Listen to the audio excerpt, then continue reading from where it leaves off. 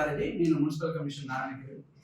మనకు ఒక వారం రోజుల నుండి ఈ పారిశుద్ధ్య కార్మికులు రోజు ఈ విశ్రాంత సమయంలో కానీ ఇతర సమయాల్లో కానీ మేము స్ట్రైక్ చేస్తాం. మాకు జీతాలు పెంచాలనేది ఒక డిమాండ్ చేస్తున్నారు.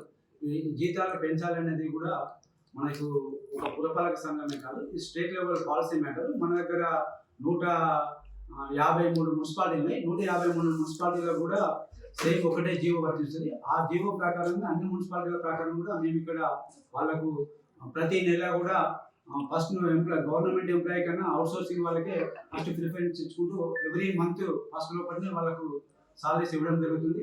అదే కాకుండా ఈఎస్ఐ, పిఎఫ్ అనేది కూడా వాళ్ళకు మా పురపాలక సంఘంలో అప్డేట్స్ ఉన్నాయి.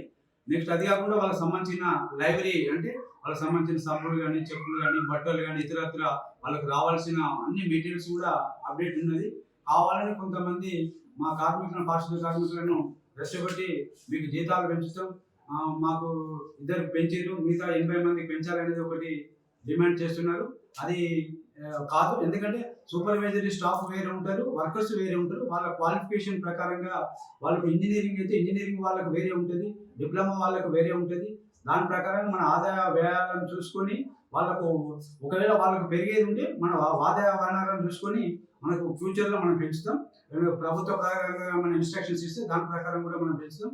ఇది ఎందుకంటే ఇప్పుడు మీ చట్టపరంగా ఎవరైతే ఇప్పుడు పనిచేస్తారో వాళ్ళని రెచ్చగొట్టి కానీ ఉన్న కార్మికులను కానీ వాళ్ళ విధులకు బహిష్కరిస్తే చట్ట ప్రకారం కూడా మేము వెళ్తాం. వాళ్ళని ఆల్టర్నేటివ్గా ప్రజలకు కానీ ఎవరికి కానీ టౌన్లో ఎవరికి కూడా ఇబ్బంది కాకుండా ఆల్టర్నేటివ్ అరేంజ్మెంట్స్ కూడా మేము పురపాలక సంఘం తరఫున ఏర్పాటు చేసుకుంటాం.